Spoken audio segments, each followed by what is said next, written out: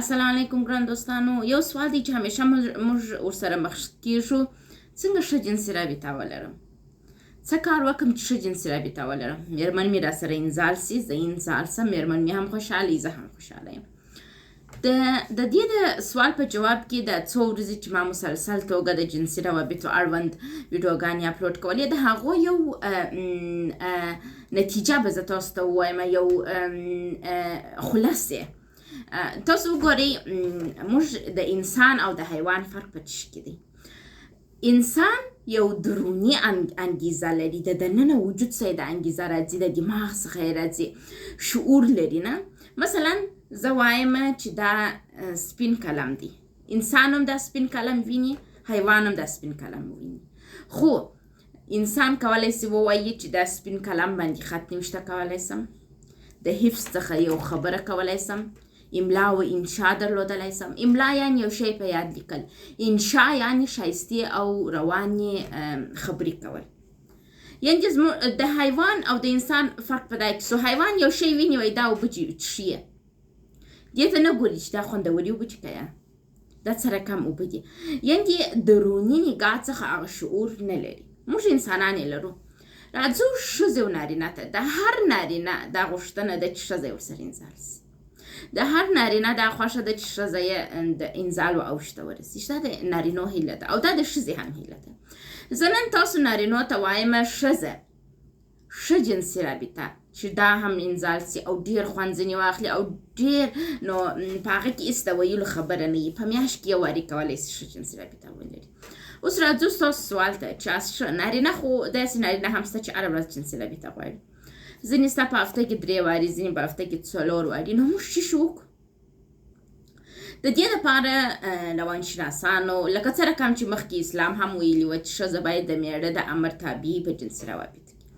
خو د پخوا زمانې مثلا خبرې یا مثلا نصیحتونه په اوسني عصر کې نه منل کېږي. که څه هم یو تعداد خلک نصیحت مني، لیکن دا د انسانانو ذهنونه داسې جوړ سوله چې اوس وضاحت ته ضرورت لري.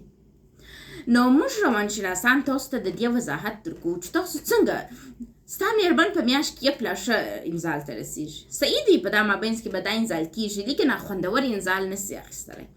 نو یو ښځه په میاشت کې یو ځل انزالیږي او نارینه په هفته کې 3-4 وارې دا کار غواړي. دوی باید څه سره وکړي؟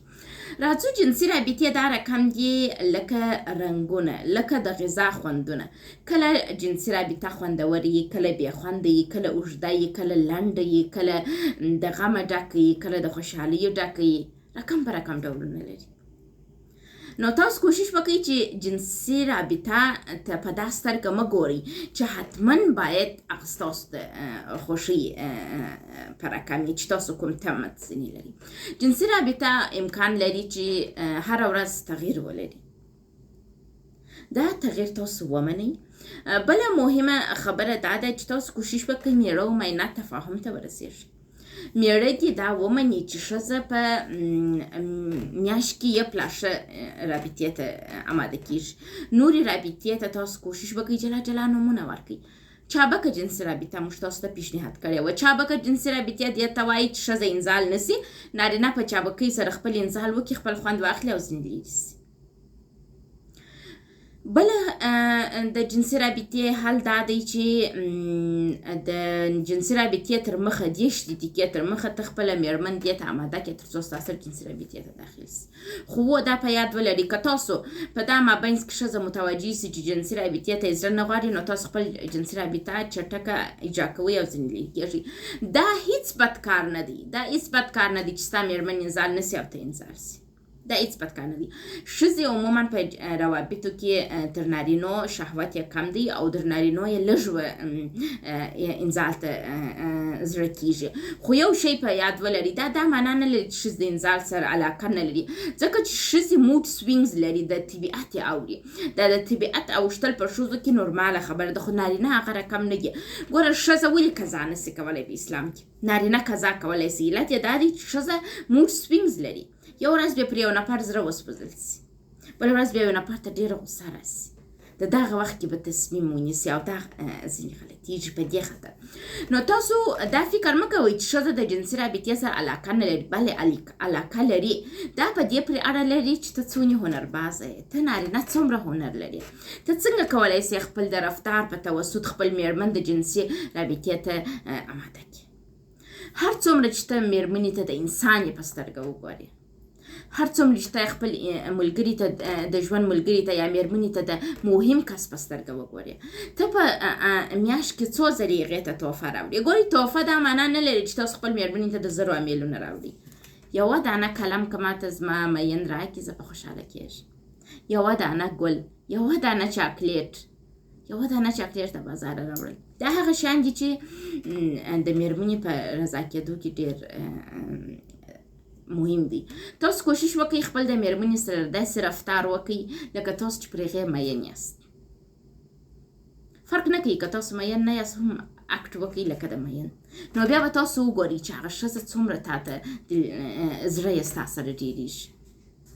ښځې حرکت ته ضرورت لري او دا حرکت ته منظم توګه ضرورت لري، ټول عمر ضرورت لري. ته به هغه ټېله کوې د مینې یوه خواته، هغه به د احساس خواته ټېله کوې، هغه به پر شا ټکوې چې زه در سره یم. بس د حرکت په حالت کې به ګډ عمر یې. ښځې د نارینو په رقم نه دي چې بس یو دم یوه جنسي رابطې ته زړه وسي بله جنسي رابطه ونیسي کار خلاص. نه، ښځې د دې لپاره چې ښه جنسي رابطه ونیسي 1/2 ساعت تر مخه باید آماده سي.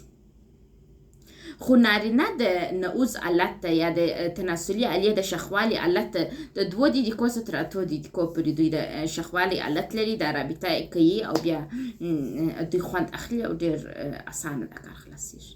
ښځې داسې نه دي. ښځې عاطفي موجودات دي. ښځه په عاطفه کې ژوند کوي خو نارینه په عاطفه کې ژوند نه کوي. نارینه یو بیله دنیا لري، ښځه یو بیله دنیا لري. که تاسو غواړئ ښه جنسي رابطه ولرئ، تاسو ډېر ښه دا هنر زده کړئ چې خپل مېرمن څنګه ټېله کړئ، څنګه یې د مینې خواته راولئ، څنګه یې د ژوند سره علاقه ور ډېره کړئ، څنګه هغې ته داسې زمینه برابره کړئ چې هغه دا احساس وکړي چې مینه ورسره لري. که ښځې دا حس کړل هره ورځ، نو هغه غومره ډېره ستا سره جنسي رابطې ته داخلېږي. په پخوا زمانو کې به خلکو ویله ول پلانکی و مینې ته پټ په جیب کې برفي راوړي. دا یو شی دی چې پر ښځې ډېر ښه تاثیر کوي. یعنې د پخوا زموږ پښتنو فرهنګ درلودی د مېرمنو د راضي کولو، د مېرمنو سره د مینې کولو. ښه جنسي رابطه هغه وخت کېږي چې تاسو خپل مېرمنې ته منظم توګه غذا ورکړئ. د ښځې غذا محبت، مینه او صمیمیت دی. د نارینو غذا جنسي رابطه ده. تاسو نارینه کوشش وکړئ د دغه سره ځان عیار کړئ چې ستا مېرمن نه سول انزال، نو دا مشکل نه دی. د نارینو غټ مشکل همدا دی، زما مېرمن انزال نه سول زه مشکل کې. تاسو مشکل کې نه یاست. ښځې همداسې دي، کله انزال کېږي کله نه انزال کېږي. تاسو دا مه وایاست چې ما غلطه جنسي رابطه ونیول.